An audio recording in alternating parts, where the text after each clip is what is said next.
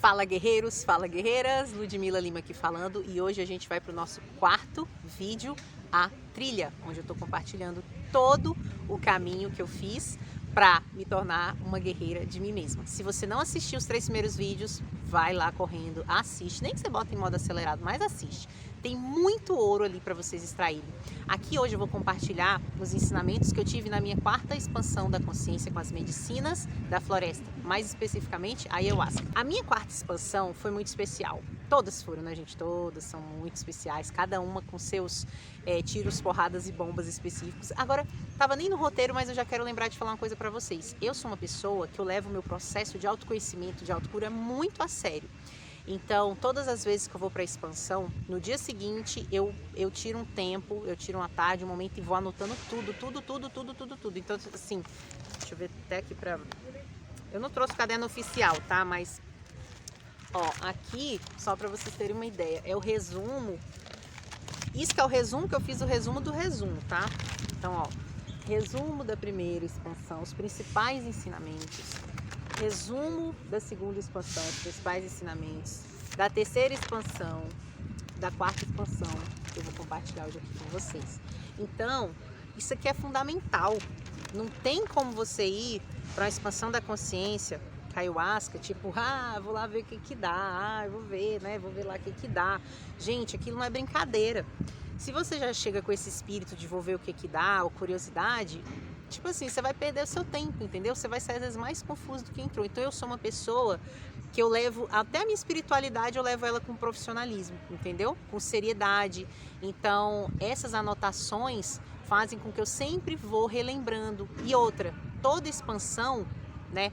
Eu sempre falo, uma expansão, você só tem um sacolejo, não dá para você resolver. Porque cada expansão é a continuidade da outra. Sua percepção da vida tá assim. Aí se você tomou lá o chá, expandiu assim. Opa, já vejo um pouquinho mais aqui, ó. Aí na próxima, nossa, já tô vendo isso aqui. Nossa, minha vida, é isso tudo. Nossa, eu fiz esse tanto de coisa, entendeu? Então, é um processo. Cada expansão vai abrindo portinhas mais dentro de você, que se abrir todas de uma vez você enlouquece, você não vai aguentar. Então por isso que ela é gradual, inteligente e vai aos poucos. Então, começando, eu queria dar esse insight que eu lembrei aqui. Vai para a expansão da consciência, no outro dia, anota, que você esquece. Aí tem gente, não, eu lembro de tudo, nossa, que fresquinho. Gente, a mente é safada. Até porque não é interesse dela lembrar, que a mente tá ali, ó, com o ego, e o ego não quer, né, mudar, não quer baixar a guarda, então vai achando que sua mente vai lembrar. Essa expansão foi no ano novo, do dia 31 pro dia 1º, lógico, né?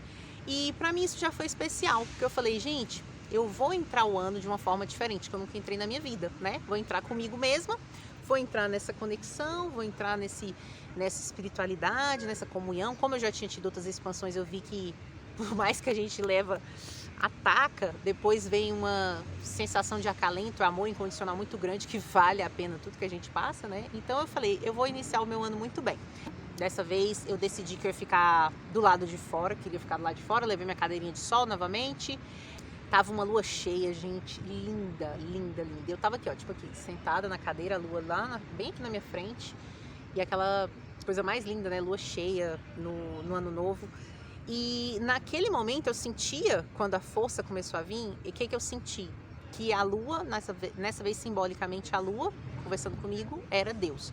Foi tão forte que a força veio e não tava frio, mas eu comecei a sentir calafrio, comecei a me tremer todinha e tudo. Eu, gente, não tá frio, não tá frio, não tá frio. E aí eu comecei a sentir muito incômodo, sabe? De estar lá fora. Só que ao mesmo tempo eu não tinha força para ir lá para dentro. Porque imagina, no meio da força eu pegar toda a minha tralha lá pra dentro, não tava conseguindo. E aí eu comecei a sentir muito assim, ai, cuida de mim, gente, alguém cuida de mim. Gente, aí você vai ficando molinho, você vai ficando você vai ficando humano, sabe? Você vai largando o controle. E eu lembro que eu ficava assim, pai, cuida de mim, pai, Deus, cuida de mim. Sabe, tira esse peso das minhas costas, essas preocupações, esse não entender da vida, sabe? E eu falava, pai, cuida de mim. E Deus ia falando, filha, solta, eu tô aqui para cuidar de você. Mas eu sentia que ao mesmo tempo que eu pedia para cuidar de mim, é como se eu não soltasse o que me impede de não ser cuidada, entendeu? Parece que eu tenho uma mochila, e eu com a mochila assim, aquela sensação de estar segurando a mochila e Deus, calma, deita aqui, eu vou cuidar de você. E eu falava, pai, cuida de mim, cuida de mim. E assim, meio que querendo chorar, sabe? E aí, gente, nessa hora que eu falando, pai, cuida de mim, foi vindo meu pai, sabe? Ai, não sei nem se eu vou conseguir falar sem chorar. Aí, não, primeiro eu pensava muito nas preocupações financeiras, né? Porque, como eu já falei em outros vídeos, há 2 anos atrás eu decidi começar minha vida do zero, largar tudo que eu fazia, né? Que eu aparentava ser, para construir minha vida do zero. E eu sabia que por um tempo eu ia ficar sozinha, eu ia ficar sem dinheiro, eu ia ficar quebrada, eu fali. Mas eu confiava, eu sabia que isso era parte do processo, mas chegou um momento que já estava me cansando. É como se eu falasse assim, Deus sempre falava para mim, seja fiel no pouco que eu te confiarei mais. Mas aí já chega um momento da minha vida que tipo assim, tá, beleza, já confiei demais, tá bom? Já confiei demais no pouco, e aí? Foi meio que nesse tom que eu já tava com Deus, né, nesse dia. E aí eu desabafei, sabe? Eu achava isso tão pequeno. Tipo, cara, eu vou pôr a expansão da consciência e falar pra Deus que eu tô preocupada com o dinheiro. A gente se sentia meio fútil, né? Mas aí na hora Deus, a verdade é essa. Eu tô preocupada demais, não sei como eu vou fazer. Minhas reservas estão acabando. Eu contei já num vídeo meu, gente, ano passado eu vendi meu carro pra poder pagar um bom tempo de aluguel e ter dinheiro, né, pra poder me alimentar com a minha filha. Mas eu confiei, sabe? Eu senti assim, cara, vende o carro e reinicia tudo do zero. E eu sou corajosa mesmo, eu toco foda-se mesmo e faço, porque eu sigo meu coração, eu sei que meu coração é Deus. Eu fui lá e fiz, só que a grana, né, já tava acabando e eu ainda não tinha me reposicionado no mercado, ainda não tinha entendido como que eu ia empreender para Deus, porque eu tinha isso muito claro para mim. Eu só volto pro mercado quando eu tiver clareza de como que eu vou ser uma funcionária de Deus, como eu vou trabalhar para Deus. O meu empreendimento tem que ser para Deus. E o guerreiro de si tem toda essa filosofia, essa ideologia de serviço, de trabalhar para um mundo melhor, de trazer as pessoas para a espiritualidade, para a conexão com algo maior. Só que eu tenho noção que o meu sonho do guerreiro, que é uma escola presencial de cuidado, de amor, de compaixão, ela não vai crescer assim do dia para a noite, né? Pode, sei lá, levar anos, não sei. Então, ou seja, eu não vou ser remunerada imediatamente pelo meu sonho. Então, isso começou a me preocupar. E aí, na hora eu falava assim, Deus, cuida de mim, me ajuda. Como é que eu vou resolver isso? E Deus falava, filha, é a sensação, gente, que Deus faz assim, você, filha, calma, cuida, solta. Ele queria dizer assim, calma, relaxa, a noite nem começou. Já a gente vai conversar. Calma, era esse sentimento, sabe? E aí, nessa hora, eu comecei a pensar no meu pai. Começava a pensar no meu pai. Aí parece que esse pedido de socorro para Deus, eu comecei a transferir pro meu pai. Parece que como na verdade era pro meu pai, mas eu tava falando para Deus, sei lá. Aí o pai, eu te amo tanto, pai. Pai, eu sinto tanta sua falta, pai. Eu sinto tanto sua falta de você na minha vida, de você comigo. Gente, eu ia lembrando do meu pai, eu pensando no meu pai. Aí, de novo, eu senti a mesma coisa que eu senti com a Maia da expansão passada. Eu comecei a entrar dentro do meu pai, eu sentia as dores do meu pai. Eu sentia a tristeza do meu pai, sabe? Quando muitas vezes meu pai, sei lá, tá no bar, bebendo. Meu pai não é alcoólatra, mas todo mundo que bebe, gente, de alguma forma tá fugindo, sabe? De si mesmo. E quando a gente tem essa consciência, a gente começa a olhar para o outro com mais compaixão. E eu tive muita compaixão pelo meu pai naquele momento. E senti a tristeza do meu pai, sabe, no bar, tipo, frustrado. Porque no fundo, às vezes, meu pai ainda não sabe que ele tem uma alma, né? Que ele tem uma criança ferida, que ele tem um inconsciente, tudo isso. Então eu comecei a chamar muito pelo meu pai. Eu pedia, pai, cuida de mim, papai, cuida de mim, por favor. E nessa hora eu não aguentei. Tava muito incômodo, calafrio, e eu senti assim, cara, eu quero ser protegida, eu quero ficar acolhidinha, quentinha. O que eu fiz? Eu entrei lá dentro da casa, vi um lugar lá debaixo de uma mesa e falei, eu vou ficar aqui. Aí fui lá, peguei minha coberta, me enfiei debaixo da mesa com o meu travesseiro e deitei. Nossa, que alívio que deu, porque lá fora tava um frio, mas não era frio, era calafrio, gente, um trem de doido. Ah, detalhe, esqueci de falar, ainda quando eu tava lá fora, que eu fui chamando pelo meu pai, eu senti que eu tava me reconectando com a força do meu pai. De novo, igual da mãe. Coincidentemente, né, sincronicidade, eu também estava debaixo de uma árvore, de outra árvore. Minha cadeira estava embaixo de uma árvore. Na hora que eu olhava pra cima, as árvores, igual tá aqui, coisa mais linda, balançando, tipo assim, a gente tá cuidando de você, filha, tá tudo certo, tá tudo no lugar certo. Me senti amada, sabe? Isso é muito lindo. E aí, quando eu estava ainda nesse assunto da preocupação financeira, Deus começou a ensinar. Aí foi falando assim, filha, a sua questão com dinheiro, você precisa se reconciliar primeiro com seu pai. Não que eu sou obrigada com meu pai, mas me reconciliar no sentido do meu pai ser a figura paterna. O que eu pude entender ali? Que eu assumi uma postura, não sei se você já ouviu falar, tá? Isso ensina nas constelações familiares, a postura da guerreira. O que é a postura da guerreira? É a filha que se coloca acima do pai, no sentido de eu sei mais que meu pai, eu sei o que é melhor para mim, eu vou fazer do meu jeito. E eu sempre fui assim com meu pai. Eu nunca ouvi conselho do meu pai. Tipo assim, meu pai falava uma coisa, eu fazia totalmente o contrário. Meu pai falava eu fazer A, eu fazia B. Só que eu sempre senti que eu fazia isso como uma rebeldia, sabe? Eu tinha uma rebeldia, era como se fosse assim, cara, meu pai viaja na maionese, eu sei mais que meu pai. Claro que meu pai errou muito, óbvio, só que eu usava os erros do meu pai para definir ele inteiro. Tipo assim, meu pai nunca fez nada que preste, nada que vem do meu pai preste, eu que sou a sabichona. E Deus foi me mostrando isso, que o pai, a figura do pai no sistema, para você ver, gente, que tudo é sistêmico, a vida é muito perfeita, a gente que desalinha tudo. No sistema familiar, eu saí do papel de filha, eu fui pro lugar, eu quis ocupar o lugar do meu pai. Eu quis saber mais que meu pai, e isso leva um peso. Isso você carrega uma mochila a vida inteira, porque você é como se você recusasse o ciclo da vida. Lembra do Rei Leão? Por isso me marca muito, porque sempre está me ensinando. O ciclo da vida, cada um tem seu lugar. O meu pai, ele tem um lugar no ciclo da vida e o meu pai tem um ouro para me entregar. Não quer dizer que eu tivesse que fazer tudo que meu pai mandou. Eu sempre segui o meu coração, a minha vontade não era ser juíza, que meu pai queria que eu fizesse faculdade e tudo mais. Ou seja, meu pai projetava em mim os sonhos que ele não realizou para ele. E eu intuitivamente, não sei, né, que eu era muito nova, mas acho que, sei lá, eu meio que sentia isso inconscientemente e segui meu próprio caminho, não queria isso. Então meu pai sempre me viu como desobediente, tipo, não fiz o que era o certo, não fiz o que era o melhor pra mim, não fiz nananã. Mas aí, em consequência disso, eu sempre fui empreendedora, eu sempre ganhei dinheiro, eu sempre tive minha renda. Eu lembro que muitos momentos que eu trabalhava como empreendedora, ganhava muito dinheiro, às vezes eu pensava assim, tá vendo? Eu ganho mais que meu pai, cara. Meu pai acha que sabe da vida. Eu pensava isso, mas não era assim, eu não amo meu pai. Não, eu amo meu pai, mas eu me sentia melhor que o meu pai, entendeu? E muitas das vezes a gente faz isso, a gente acha que sabe mais do que os pais. Só que quando a gente faz isso, a gente saiu do nosso lugar de filho no sistema familiar. E isso traz um peso muito grande.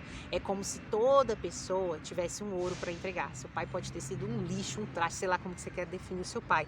Mas algo ele tem de bom. Você pode falar, Ludmila, não tem como, cara, minha mãe foi violentada, nananã, esse cara fugiu, é um monstro. Ele te deu a vida. Você não estaria aqui se não fosse ele. Então, o 1% que existe de bom nas pessoas você tem que achar, porque não existe ninguém com 100% ruim. Se você achar que tem alguém 100% ruim, você não entendeu a vida. É aquilo que eu te falei, você está numa posição ali que você não conseguiu enxergar todos os lados, porque não existe ninguém que não tenha algo a contribuir. Toda pessoa, foi me ensinado durante esse momento na força, Deus foi me mostrando, cada pessoa traz consigo um ouro. O que é o ouro? O ouro do meu pai é tudo que ele aprendeu, que ele quebrou a cara, sei lá, que ele cresceu de alguma maneira, e ele me dá, filha, esse é o meu ouro, é o que eu aprendi na vida. Eu recebo este ouro e aí eu analiso, poxa, isso faz sentido, isso não faz, poxa, isso é legal, isso eu vou pegar pra mim. Não existe ninguém que não tenha nada pra se pegar, entende? E a minha postura sempre foi de, tipo, não, meu pai não teve nada pra mim. Olha o meu ego, olha a minha ignorância. E Deus foi me mostrando amorosamente que eu recusei o ouro do meu pai. Então, como eu recusei o ouro do meu pai, de certo modo, meu pai ficou triste, ficou ferido também, porque é como se ele, tipo assim, o meu ouro não tem valor nenhum, né? Porque assim, o ouro que eu dei não representou nada. Então eu fui vendo que aquela dor do meu pai, às vezes, na mesa do bar ali, querendo beber para se divertir, de certo modo era uma fuga dessa frustração. Então o que eu quero mostrar para vocês, não é que a gente tem que fazer tudo que o pai da gente mandou, não, mas a gente tem que pelo menos acolher. Eu nem isso eu fazia, entendeu? Tipo assim, o que meu pai falava para mim, entrava aqui um no ouvido e saía do outro. Aí na hora Deus vai te dando vários exemplos, ia me dando exemplos da vida inteira. Meu pai, Ludmila, você não faz isso, Ludmila, você nunca me escuta, Ludmila, você é teimosa, Ludmila, você... Meu pai mandava sermão no áudio, mandava áudio de 10 minutos com sermão, e quando eu olhava eu falava, puta que pariu, vou ter que ouvir esse sermão do meu pai. Aí eu já ficava. Só que inconscientemente é como se eu sempre transgredisse para que meu pai viesse me ensinar e eu viesse, não quero. Pra você ver, gente, que o inconsciente... Ai, gente, eu sou tão apaixonada pelo inconsciente, sabe? A louca. Mas eu sou apaixonada porque hoje eu consigo entender muito sobre o meu próprio inconsciente, sabe? E eu vejo que o inconsciente, ele dá o baile na gente, entendeu? A gente acha que sabe das coisas, mas ele tá lá operando de um jeito totalmente contrário. Me dando flash, gente, que esse padrão que eu adotei... Ah, só uma pausa aqui rapidinho. Sabe uma coisa que eu percebi? É muito importante o nosso repertório intelectual e mental, sabe? Porque como eu já estudo a questão da mente, do inconsciente há muitos anos, ali na hora eu ia entendendo de uma forma quase científica, digamos assim, né? As coisas não iam ficando no ar, um simbolismo, ai, será que é isso que está dizendo? Não, era bem claro, tipo, Deus explicando, só que eu vejo que a força vai te explicando de acordo com o seu arquivo de informação. Por isso que é importante a gente estar sempre estudando, por isso que é importante a gente se dedicar ao estudo intelectual de tudo isso, mental, sim, mas não é isso que vai resolver o problema. Resolver o problema é acessar o inconsciente, tá? Mas você acessar o inconsciente através da força com o seu repertório de simbolismos facilita muito. Então, o que eu ia entendendo? Este padrão de não reconhecer o ouro do meu pai, eu repliquei para todas as áreas da minha vida. Gente, e lá eu ia vendo para todas as áreas. Para minha mãe, eu também achava que minha mãe não tinha muito o que ensinar, que eu era melhor que minha mãe. Todo mundo, eu ia vendo, aí Deus ia me mostrando padrão. Às vezes mostrava um amigo meu, mostrava amiga minha, uma das minhas melhores amigas que, tipo, me ensinou muito, que contribuiu muito com a minha vida. Aí, em determinado momento, eu acho que, tipo, não, ela não é espiritualizada, ela tá no mundo, então acho que eu vou me afastar dela. E eu ia fazendo isso com várias pessoas, tipo assim, às vezes a pessoa contribuiu na minha vida, me ensinou alguma coisa, aí de repente a pessoa seguiu um caminho diferente do meu, eu já achava que a pessoa era inferior, tipo assim, nossa, pessoa, sou melhor que essa pessoa, é como se fosse assim, eu cuspia no prato que eu comia, eu aprendia com uma pessoa, aí depois eu meio que eu me afastava da pessoa e cuspia no prato. Tipo assim, como se eu nunca tivesse aprendido nada com a pessoa. Só que olha que maluco, isso tudo era um padrão. Gente, um padrão que a gente tem na nossa vida, às vezes influencia em toda a nossa vida e a gente acha que é o acaso, entendeu? Então eu fui percebendo que eu fazia isso com muitas pessoas. E uma prova gigantesca de que eu inconscientemente sempre desobedecia o meu pai para mostrar que eu não concordava com ele, foi no ano retrasado. Quando eu fui olhar meu carro, gente, para tirar do depósito, meu carro foi pro depósito, justo na época eu estava falida. Tinha 13 mil reais de multa, 13 mil reais. Tipo assim, beleza, eu já teve épocas de eu levar R$1.000, R$2.000, R$3.000. Só que eu também nunca entendia por que eu levava tanta multa. Porque eu sentia que eu não era... Gente, se eu fosse tão louca do trânsito assim, eu vivia batendo carro, eu não batia o carro. Mas olha como eu inconsciente. Inconscientemente, o meu padrão pedia para eu ser rebelde, o meu padrão pedia para desobedecer, o meu padrão pedia para afrontar o meu pai. Porque toda vez que eu levava multa, o meu pai me esculachava. E quando meu pai me esculachava, é como se ele tivesse direito e voz e razão para achar aquilo de mim, mas eu não achava aquilo de mim, entendeu? Eu sabia que eu não era aquela maluca que levava 3 mil reais de multa, mas isso eu mesma cocriava para mostrar para mim mesma que eu era rebelde, que eu não obedecia. Tá vendo como tudo é inconsciente? Você acha que em sã consciência, a vida inteira eu levei R$1.000 de multa. Tipo, vou levar R$1.000 de multa para desobedecer meu pai. Lógico que não, gente. Isso é inconsciente. Só que o inconsciente, quando você não vai resolvendo uma coisa, aquela frase do Carl Jung que eu sempre falo, o que você resiste, persiste. Ou seja, como eu resistia a este padrão que eu nem sabia, tipo, não obedeço. Aí era, não obedeço, vou tomar multa para ser repreendida. Não obedeço, vou tomar multa para ser repreendida. Não obedeço, vou tomar multa para ser repreendida. Só que isso vira-se um complexo. O complexo é como se fosse uma gaveta dentro da gente. Cada vez que mais dessa situação acontece, é uma gaveta magnética, mais ela vai atraindo mais situações. Aí ela vai virando uma bola de neve. Cada vez ela vai atraindo situações piores. Então, quando eu levei os 13 mil de multa, é porque esse complexo já estava assim, ó, entendeu? E se eu não tivesse tomado consciência disso, poderia chegar, sei lá, um dia de eu capotar o carro, entendeu? Pra inconscientemente mostrar que eu não escuto meu pai. Olha que maluco, isso é muito profundo, gente. Por isso que eu falo, o autoconhecimento é a base da nossa vida, cara. Só que não é que você vai ficar no autoconhecimento, tendo que lidar com isso pro resto da vida. Não, não vai. Eu vou te contar que não. Porque nas minhas últimas expansões, praticamente essas questões grossas, elas se zeraram. Mas acompanha a série para você entender e de repente você já está aí aprendendo alguma coisa para quando você for pro seu ritual. Beleza, aí foi me vindo os flashes, eu sempre recusando o sermão do meu pai, os áudios de 10 minutos, as conversas, sempre recusava também os ensinamentos da minha avó, das minhas amigas, e sempre eu lembro que meus amigos falavam mesmo, você é cabeça dura, você tá sempre certa. Gente, eles estavam com completa razão, eu estava sempre certa, porque eu achava, o meu padrão dizia que eu estava sempre certa, porque eu era melhor que meu pai e minha mãe, então imagina perante os outros, né? Olha a minha afronta. Então, eu senti uma culpa de novo, aquela culpa avassaladora. Gente, é uma culpa que você sente na hora que cai a ficha, que você pega o tabuleiro da sua vida e você vai vendo de outros ângulos. E você vai vendo que na maioria das vezes, já te conto logo, se você tem dificuldade de assumir que tá errado, você vai penar, porque na maioria das vezes a gente tá errado, tá? A gente entendeu tudo errado da nossa vida. Mas o bom é que você pode fazer diferente. Então ali eu fui vendo esse meu comportamento egóico, né? Que me causou um peso de uma vida inteira. Que eu sentia um peso grande da vida. Eu sentia que eu era corajosa, que eu era destemida, que eu tinha um ar de rebelde, mas tinha um peso, sabe?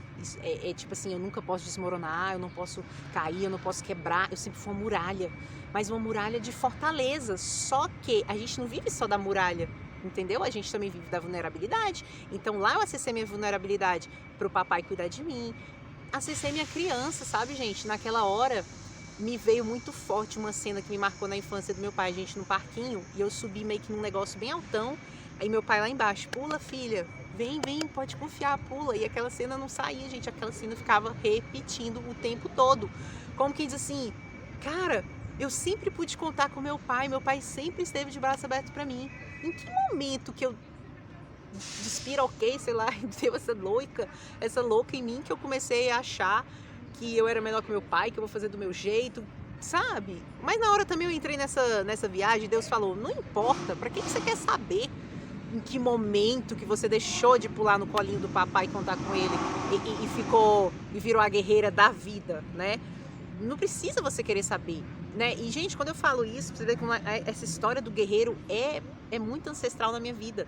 Essa postura da guerreira é negativo, tá? De acordo com a constelação familiar, é negativo, porque você assume o papel de sou melhor que meu pai. Mas o que eu trago aqui pra gente é o guerreiro interno, tá? Não é o guerreiro da vida. Estou mostrando, mas olha que louco, eu também era a guerreira da vida, entendeu?